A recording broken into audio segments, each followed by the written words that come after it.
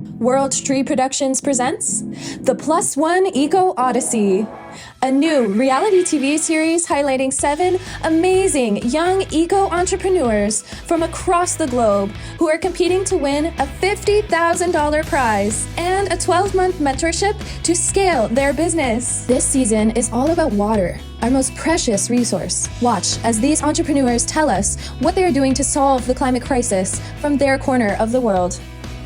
We'll feature youth eco-innovations that address shark conservation, ocean garbage cleanup, and fast fashion. We started this company as students. We saw the problem of sort of garbage in the water, the fact that there's an environmental and commercial problem that we can solve. So the removal of apex predators can really push an ecosystem out of stability and cause havoc for everything else in our ecosystem, including humans. With 100 million sharks being killed every year, our biggest goal is to keep sharks safe. So it is kind of funny that I'm now running a water sustainability business. I got such benefits from water, and in a way, I'm kind of giving back to what helped me. So the apparel industry is the second largest polluter in the world, so it says a lot to how polluting fast fashion is. So we're looking to replace stretchy fibers. Through its production is carbon negative, net zero waste, uses zero fresh water and zero toxic chemicals. Plus, solutions for irrigation and agriculture. Hello, my name is Ivan Cho. I'm from South Korea. I developed a clean water solution that can be provided to the farmers all around the world. Gen Z can make the world where a future is guaranteed.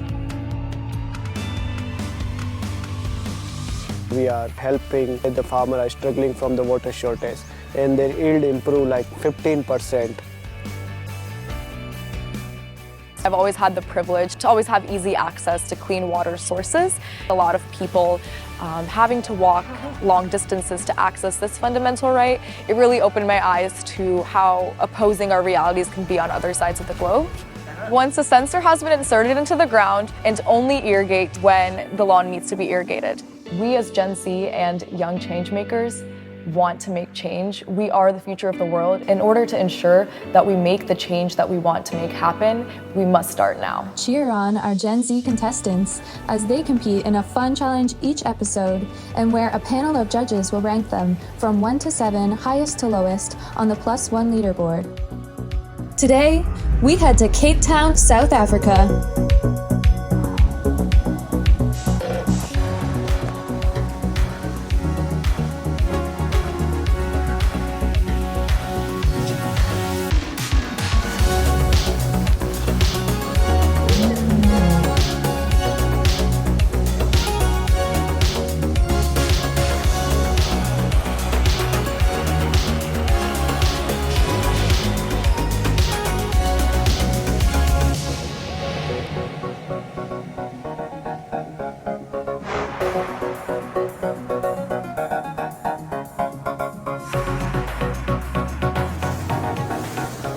Kezia Bowmaker-Falconer is a fearless marine biologist working with a small but mighty team to install SharkSafe barriers off of beaches and waterways that great white and bull sharks frequent.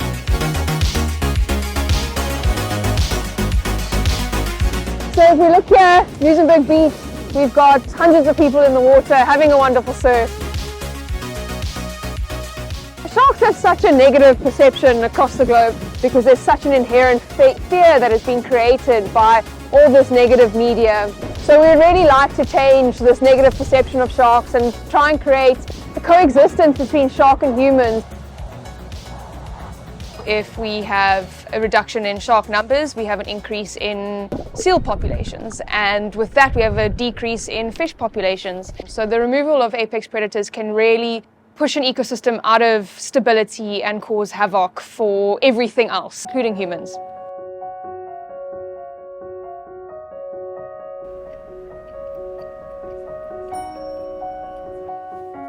Look at this incredible creature here. How beautiful are these sharks. With 100 million sharks being killed every year, at SharkSafe Barrier, our biggest and most important goal is to keep sharks safe.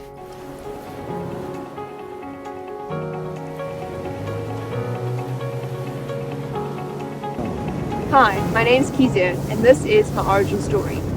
From a very young age, me and my family spent every single weekend at the beach.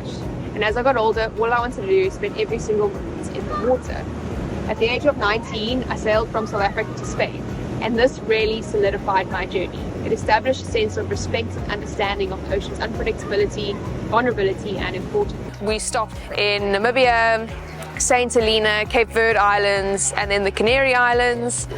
Every night we had something happening outside with marine life, whether it was dolphins or sharks eating the tuna bleeding off the back of our boats. You know, it gave me a sense of responsibility that I'd never had and had to learn very quickly. We had lots of issues along the way. Our electric stopped working, the in-hull windows burst open. It was an experience. And standing on your own 2 feet and having to realize that you're the only one looking after you really opens you up. You know, kicked my ass into gear, into making it work no matter what happens. After 5 years abroad, many hours in the water, learning as much as I could about the ocean, my passion turned to force, and I moved back to South Africa to study marine biology. This all taught me the importance of marine ecosystems and the pivotal role sharks play within them, and the importance of advocating for them. Entrepreneurship provides a space for advocacy through innovation, and I believe that it's this innovation that will solve global water crisis. It is this belief that led me to where I am today, the SharkSafe Barrier. Shark nets, they're effective at killing sharks, and that's what we want to avoid. Shark nets do a lot of ecosystem damage. If we look at shark nets, 40% of species actually caught in shark nets aren't sharks. They're other marine life that are getting killed in these nets. Our marine life is already at so much risk with climate change, you know, with overfishing, overpopulation. It's really important to conserve rather than destroy marine life. Cape Town is also home to the SharkSafe Barrier, which has created a humane and ethical way of separating humans from great white and bull sharks. The SharkSafe Barrier was born from our alarm over the disappearance of white shark populations off the coast of South Africa. Besides shark fin soup, one of the major threats to all shark species is fishing nets and drumlines. Michael Rutzton is a shark behaviorist who helped us understand that kelp forests are a natural deterrent to all sharks. It overstimulates them and they avoid those areas. And when Craig O'Connell, an American scientist, came to South Africa to test a specific magnet as a way to repel sharks, it sparked an insight that informed our design. We together decided to combine this into one product with a visual and magnetic system to keep sharks and humans safely separated. Sharks and other ray species have a sensory organ called an ampullae of Lorenzini, and this makes them incredibly sensitive to electric field stimulations, overwhelming their senses and ultimately causing them to swim off. But then we've also used a visual barrier, i.e. biomimicking a kelp forest. Because sharks have quite sensitive skin and lots of receptors, they kind of are quite avoidant of these overstimulating environments.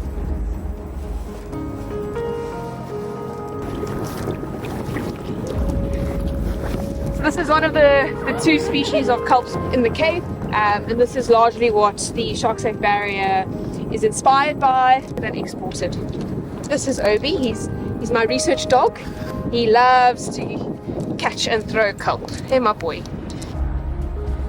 Kelp forests are incredible. They hold so much life and diversity.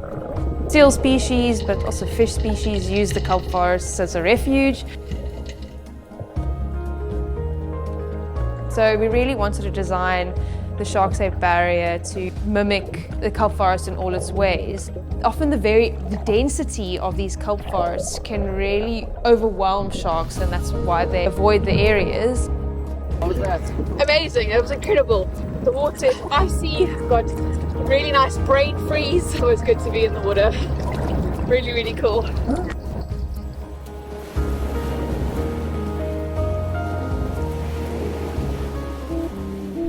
To get a better idea of SharkSafe Barrier technology, we developed the models. One installation is made up of several rows of one of these. The unit is anchored to the sea floor. We do this by using a concrete anchor block. Then we have our stainless steel links. They allow again the barrier to mimic the movement of the kelp and the free flowingness of it. Then we've got our HDPE piping. Each unit is made up of a smaller bottom pipe and a longer top pipe. And we always want the pipe to stick out about 0.5 meters over the top of the ocean surface. And this allows it to remain effective during tidal changes. And then within these HDPE pipes, we have high density foam, which increases the buoyancy of the pipes. And then we have the magnets embedded in them as well. We tested in enhanced by in South Africa on white sharks, and then in Reunion on bull sharks, and in the Bahamas on bull sharks. And we found that the barrier was effective at deterring sharks in all locations every single time. The SharkSafe Barrier is about 3 times cheaper to maintain. Our magnets have a lifetime warranty. It's all made from recycled and recyclable HDPE piping versus shark nets, where you need boats, you need crew, you need people going out there maintaining, unhooking, detangling sharks, repairing nets. There really is reasons to move away from this technology and find more sustainable solutions like the SharkSafe Barrier. Like never before, people care about the ocean. A lot of the younger people from me, they feel that this climate change is like this massive issue, and they shouldn't be afraid of being patient and keep on persisting on something, because that is what is going to bring change. Yes, we're connected in information sharing, but we're also more connected in funding and collaborations, and I really think that it's not just South Africa problem or an African problem, it's a global problem, and connecting people together across the globe, I think, is what's really, really going to make the difference. My time at SSB has been really great, and I'm grateful to be working with the entire team. Having such a passionate team inspires me. It inspires me to do more, it inspires me to be better, and to really commit to the change. She understands deeply what the problem in the oceans are. I really believe in shifting the mindsets of people and the current methods used to address the shark-human conflict.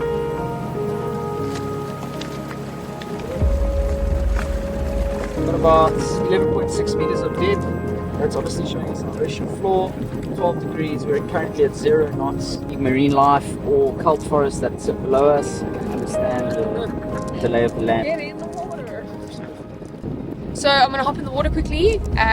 First set up the GoPro. What we're going to do is we're going to run the length of the installation site with the boat, and then I'm going to fill the bottom substrate to get an idea of the way forward for an installation. From there we will put a quote estimate together for the client and design the barrier to fit the installation site to a T. What's also really great about the SharkSafe Barrier is that it creates an incredible artificial reef. I mean, there's coral bleaching going on all over the world. You can protect sharks and humans, but also create an amazing dive site, a coral sanctuary for fish species. You can create a tourist attraction. There's a lot of benefits to implementing something like the SharkSafe Barrier, you know, biodiversity-wise, but also economically. In 2018, Cape Town experienced a severe water crisis, day 0, where we all had to ration our water usage, so 60-second showers and a permanent bucket in the shower used to collect the water used to flush the toilet became our reality. Every drop counted. The crisis was largely due to unpredictable rainfall patterns as a result of climate change, and this wasn't an isolated incident, it's happening all over the world. Water is life, whether it's fresh drinking water or habitats for marine species. It is a critical resource for all. So that's why I'm proud to work with SharkSafe Barrier, a solution that not only protects ocean biodiversity, but also promotes sustainable water and ocean use. Below us. But this seems like a really good one. There's a lot of fish action happening. So that's probably a big school of fish. So yeah, there's probably a big bait ball that's moving below us. So right now we're in the middle of a bait pickle. I don't know if you know about the sardine run. It's along the east coast of South Africa. Sardines migrate from this side of the coast further up east. There's a lot of bait underneath us, and that draws in all the time, all day, every day. This is the kind of environment. Sharks, whales, all the seals, all the dolphins, and everyone's having an immense feeding frenzy. It's absolutely incredible to be in the middle of one of these and just see how much life there is and how much activity there is in the ocean. You don't see that many dolphins in one pod too often in this area. These super pods of dolphins are absolutely magnificent. You can hear the sheer magnitude of them moving past you. I don't think there are many places in the world that you can experience this. Like, welcome to my life, absolutely. Yeah. Not one individual can solve climate change on their own. Hold it close to your heart that you know that you've done at least something. Share your story, share your thoughts, and do everything you can because every little bit counts.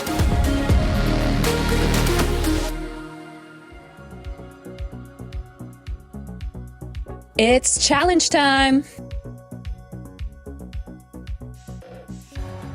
Here's how the leaderboard scoring works. A score of 1 equals 10 points, a score of 2 equals 8 points, and so on until a score of 7, which equals 1 point. The judges will rank each contestant from 1 to 7 on their performance, best score to worst, on the +1 leaderboard, based on how complete, concise, and compelling their answers are. Let's meet the judges. Shannon Crone is managing partner at Ernst & Young, an Ironman triathlete, and EY Entrepreneur of the Year award judge. She's joined by Will Sarney, a world-renowned water expert, author, and founder of Water Foundry Ventures, and Dr. Nusha Ajami, Chief Strategy and Development Officer at Lawrence Berkeley Lab, and an expert in water policy and innovation. This week's challenge is called the Hot Seat, where each contestant gets 60 seconds to answer a specific question. Your eco business has gained a lot of attention lately, from featured profiles in business periodicals to winning Young Entrepreneur Awards. This notoriety has also attracted copycat competitors. What is your customer retention and other strategies to address this? At SharkSafe Barrier specifically, we have support in developing patents for the product and IP to prevent copycats in the industry. But I also think it's very important to continue to do research and development, continue to improve on the product, make new additions to keep people interested and improving the technology in whatever way you can. Maintain really good relationships with your clients, keep them in the loop with your research and development and your improvements to your product, and I think that will ensure that you hold on to your clients and remain at the top of the game. These entrepreneurs starting to get a lot of attention because of the products and services that they have. It's exactly what we want for these entrepreneurs so that they can be making a great difference in our environment. Really an interesting question regarding what happens once you start to build a market and you start to see copycats. You really need to keep an eye on who's out there mimicking your value proposition and how do you distinguish yourself. So Kezia's answer was solid in terms of clearly articulating her value proposition and also acknowledging that she's kind of in a unique space and that there really are no competitors except for the status quo, and the status quo is problematic. Really appreciate different responses. These are evolving markets. Someone's success may inspire others to innovate. Customers, especially in the B2B world of our water startup, it's about having a good relationship and delivering an exceptional service for what we charge, right? If we do that, we don't need to be worried about competitors. Now, at a broad level, we have patents to protect our technology. We are already ahead in the space, so we have a first mover advantage. We over-deliver and under-promise at some level, and I think that's going to keep our customers sticking around. I love Sid's answer because he's focused on the customer retention, delighting the customer. That's really key. And that's a very difficult attribute for startups to copy. Certainly IP has enormous value, but that customer service, paying attention to what the market is calling for, and then adapting over time is really a way to stay ahead of the competition. So to prevent from the copycat, what we will do, we will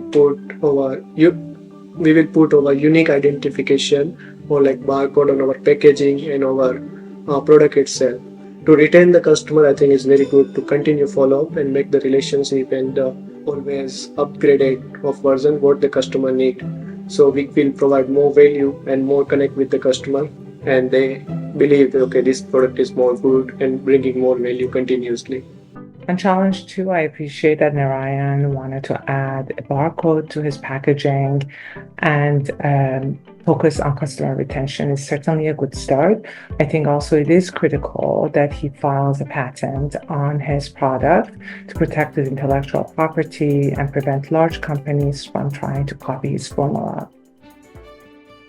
With Drizzle and E-Code, I really want to ensure that there is a lot of authenticity with the product, which really sets it apart from everything else in the market, in addition to just the intellectual property, whether that be the patent on the product itself. I would also like to make sure that I'm really staying true to the reason that E-Code and Drizzle was founded, by witnessing a lot of people struggle with not having the fundamental access and right to water. I'm able to really connect with customers and also explain to them how they're contributing not only to their own financial savings and what's better for their lifestyle, but also how they're contributing to a better world. She talked about wanting to get patents and trademarks. From her response, I'm unsure if she's started down that path, but I do like that she's been thinking about that. She obviously has IP in her products that I think is really important to make sure she's protecting. First of all, I'd like to start off by saying that we have patents that are pending to protect all of our most important and crucial IP. That is what makes us unique and different. We are the first and only elastane alternative. So if someone was to come up with another alternative to what we are doing, I believe and have faith in our team's ability to execute on the product that we have and bring it to market. The contracts that we do have already written with our customers will be long-lasting. Overall, I'm confident in our team's execution ability for our product. Jaya, I like that she's focused on her team's execution and obviously the patents that she has. I think that will really help to ward off competitors, or at least competitors that would rise to a level that could be truly detrimental to her company. I think we have to be friendly in a friendly approach to the farmers. For example, since we are using bacterial solution, I want to differentiate this business by providing farmers to the solution of using a lot of variations of bacteria by selecting the options on their platform. Maybe when I got a lot of attentions, I will have a marginal revenue that I can make a pivot on the software platform design to provide these to the farmers. And these will be provided in the customer's field really directly. So we want to pivot into really farmer-friendly business approach. Ivan touched on something very important, which is trying to build partnership, trying to work with the customers to actually market his work and reach a bigger set of audience or bigger market without necessarily focusing on who's coming behind him. The key would be not to focus on the competitors, but focus on what we are doing. And the message for retaining customers and for gaining new ones is that we were the original, we were the first, we have an established track record, so educate people and make a lot of noise about that. The focus would just be in this is what we do, no one else can compare with the longevity that we've had and we've done so far, and this is what we're doing going forward. So if more people are setting up water sustainability businesses, it's not the worst thing for the planet, but understanding for us personally, we would just focus on what we are doing, our track record, our history, and keep going from there. Greg really put a fine point on his value proposition and what makes his company unique. He believed that competition's a good thing, which it probably is. You need to be smarter and aggressively market and ensure that you're constantly innovating and focusing on customers, because ultimately that's the most important thing. Here are the contestant results for this week on the +1 leaderboard.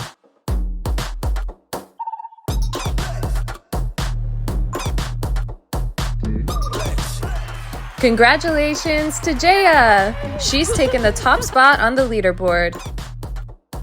Here are the contestants' cumulative scores.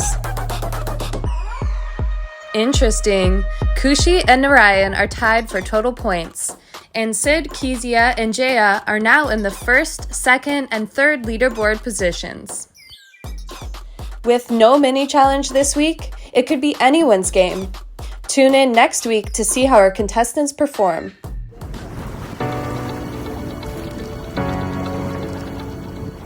Yeah, it's devastating. There's always, every time we go out to try and pick up as much trash as we can. There's a lot of plastic in the ocean here in the bay, but also on the beaches. And we collect whatever we can. Obviously, you see the labels, they come from all over the place, but there's never not a day we come out and there's not plastic floating in our oceans.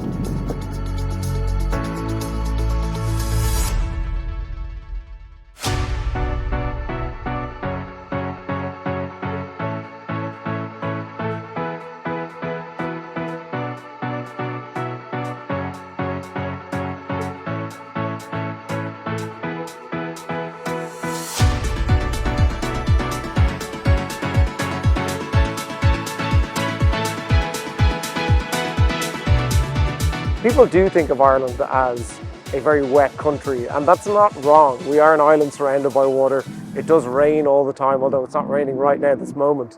But it is a strange place to think that we have a water crisis, but we do. We have 5 more episodes for your favorite contestant to make it to the semifinals. If you want to help them, subscribe to our YouTube channel. It's free. And follow us on Instagram, TikTok, and more. We want to hear your comments. Who's your favorite contestant? See you next week.